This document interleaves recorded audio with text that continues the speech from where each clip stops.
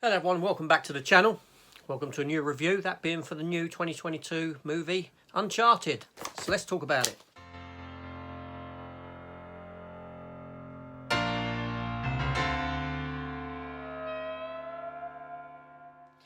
Okay, yeah, so Uncharted came out not long ago, directed by Ruben Fleischer, who is the director of things like Zombieland, Daredevil, Gangster Squad, and some other films as well. This film stars Tom Holland in the main role of Nathan Drake, I believe his name is. Mark Wahlberg also stars, and Antonio Banderas, and obviously other people as well. Now, I've got no clue about the game that this is based upon. I'm aware of the game. I've never played the game. Not interested in playing the game. I don't play games, full stop. Yeah, so I'm going into this as a film. So let's get that out of the way first. I'm not going to be comparing it to the games. This is solely as a film. So people who play the games, they'll be like, I don't like it and all this sort of thing. Fine. I'm not coming at it from that angle. So know that first. But before I begin, hit the subscribe button, hit the notification bell, leave me a comment at the end, give me a thumbs up, all that sort of stuff that goes with the channel. Why not? Yeah, so this film. Now, I went into it with a bit of trepidation, shall we say. I wasn't overly interested in the movie. The trailer's done nothing for me. But the opportunity arose, obviously I'd watch it. Now, I was expecting a sort of CGI mess of a movie. You know, but yeah, I'll be honest, I was pleasantly surprised with the end product. It runs for 1 hour and 56 minutes, and I didn't get bored in that time whatsoever. The film is obviously a mix of sort of Indiana Jones, but more Tomb Raider, National Treasure, this sort of a thing. It does open with a special effects heavy action scene, which we then jump away from because that's actually towards the centre of the film, and we flash back 15 years earlier with a young Nathan Drake and his brother, jumping forward in time now and catching up with Nathan Drake, and his brother's gone missing, this sort of thing. His brother left him behind 15 years ago for reasons that you'd have to watch the film for. I'm not going to go into and spoil the film. He gets recruited by Mark Wahlberg. Yeah, and they go on this quest to find this lost treasure from these ships and all this sort of a thing. The film sort of is a globe-trotting adventure like you generally get in this sort of a film.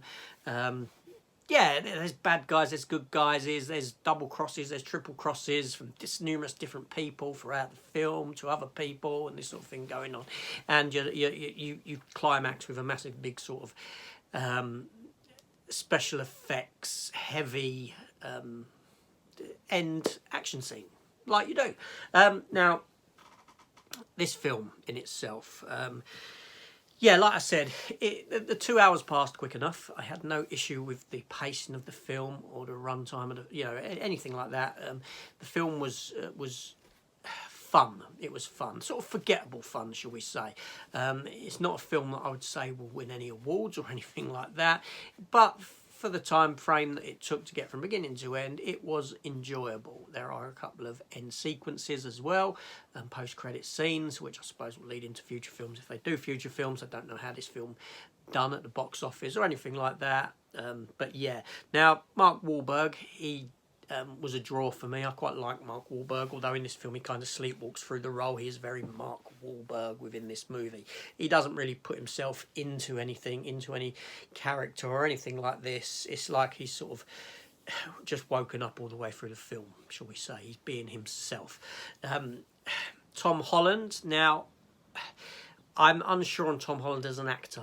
Obviously Spider-Man, his Spider-Man shtick's getting pretty tiring for me now, so much so that when he was with the other three Spider-Men, I think he came off the weakest, to be honest, when it was the three of them on screen together in the last one, but that's not a review for that.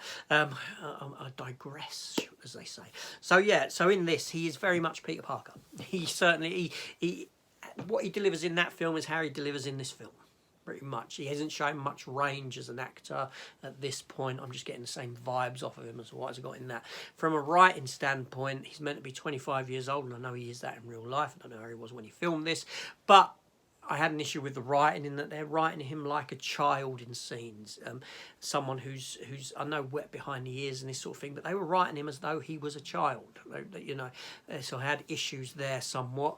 Antonio Banderas was fine in the film. It's nice to see him pop up in something again, and yeah, I can't really knock the film too much in that it's kind of a throwaway kind of action escapist adventure movie.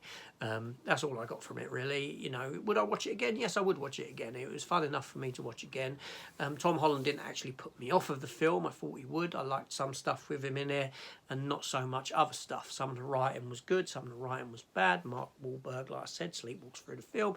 Antonio Banderas, fantastic. Some of the other cast were good. The other females that were in the film, they were good. So yeah, it was a decent enough romp, shall we say. Anyway, so I'm leaving it there. Worth watching if you don't mind throwaway action popcorn fun. This is AJ. Thanks for watching. I'll see you on the next one. Hit that subscribe button. Take care all and goodbye.